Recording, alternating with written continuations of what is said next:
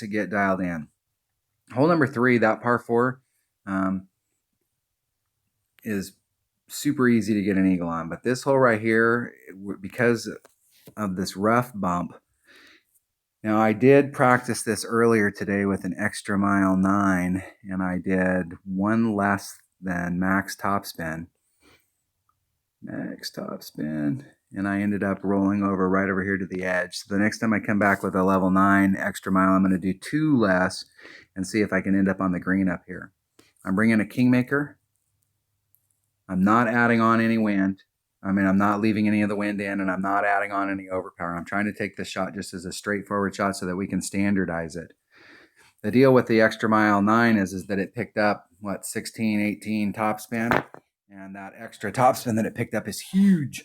So this hole right here in particular, it's really kind of made this hole a lot easier.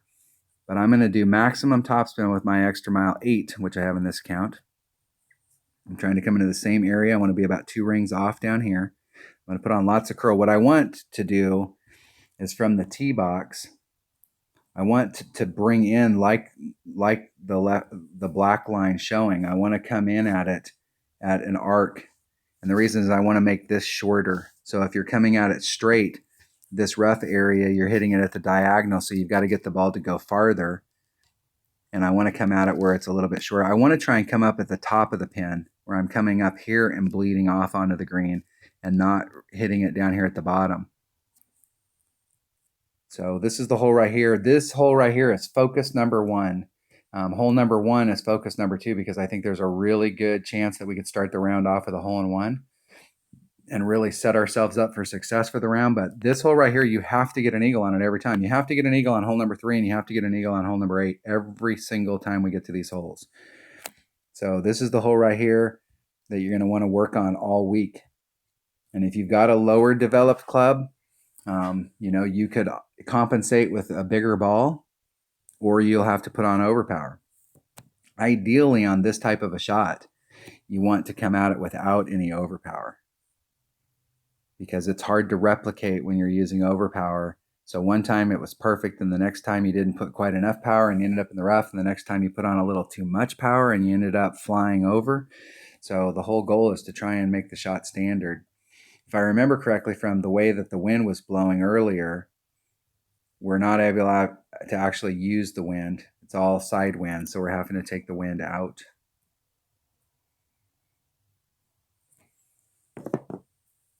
But with an extra mile 9, it seemed like it was that extra topspin you get on there is huge. So for those of you who got an extra mile 9, this hole became a lot easier because you definitely won't have to use any overpower. My opponent goes first.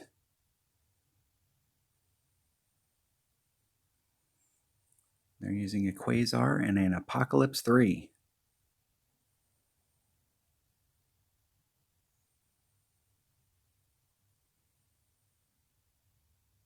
So the wind's going to push them out towards their orange ring. They're using overpower and a little bit of curl. They're using max overpower. So max overpower is repeatable, but it's going to make it harder for you to hit perfect every time.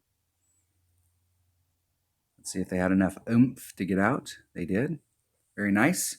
That's the side, that's the area that I would rather be in than coming out because it's flatter up there. So that means your chip shot is going to be a lot easier in that area.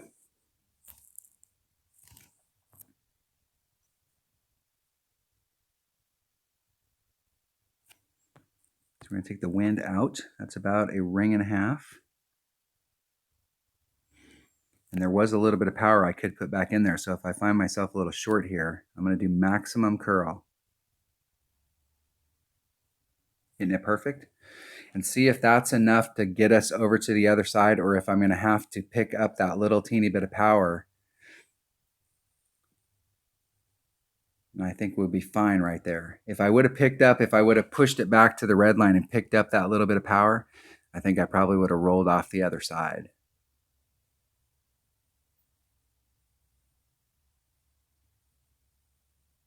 Opponent's using a rapier to run it out there. At that range, wind is not going to be a factor. So I wouldn't go to the edge of the cup like that, because if you hit it perfect, It may not, it may barely go in. And if you hit it great to the left, so wind was just a little teeny bit into play there, maybe about 2 miles an hour, that wind.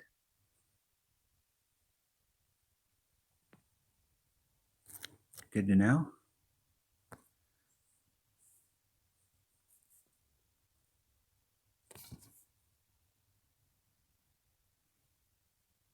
I'm going to hedge my bets and go right there on the edge of the cup, right there on the edge of the flagpole.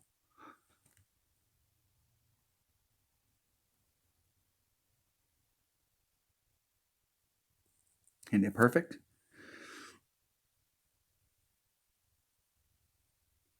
Hitting the flagpole. So on my shot, wind was barely into play, so maybe about half of the wind.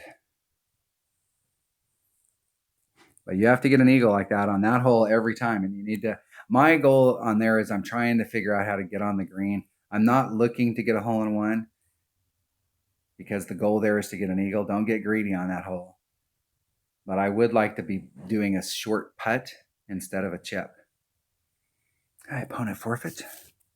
Good luck in the tournament. All right. Pretty easy setup on that. So if you've got a lower developed extra mile, it doesn't quite have the distance. You may have to pick up that wind. This may be a hole, as crazy as it might sound, that you bring out a 4-power ball, or you're going to have to use some overpower. And like I said, overpower is hard to replicate unless you're using max overpower. And if you're using max overpower, then you're taking a much bigger risk that you won't hit the shot perfect. And you want to set it up so you don't have to hit perfect. You can hit a great to the left, to the right, and still end up on the green. But you take a big risk when you're doing max overpower of hitting a good or a 2-ring or a 3-ring great. So trying to make that shot so that it's just a standard shot. You go out there, you chip it up, it gets on the fringe, you make your chip, and you move on to the next hole. I think if you have an extra mile 9, that hole is going to be super easy. You're going to have to dial that in. Dial it in and you could be right there at it. All right, that was hole number 8 of the Holiday Hills Tournament and Monday's practice round of the Rookie Division. Thanks for watching.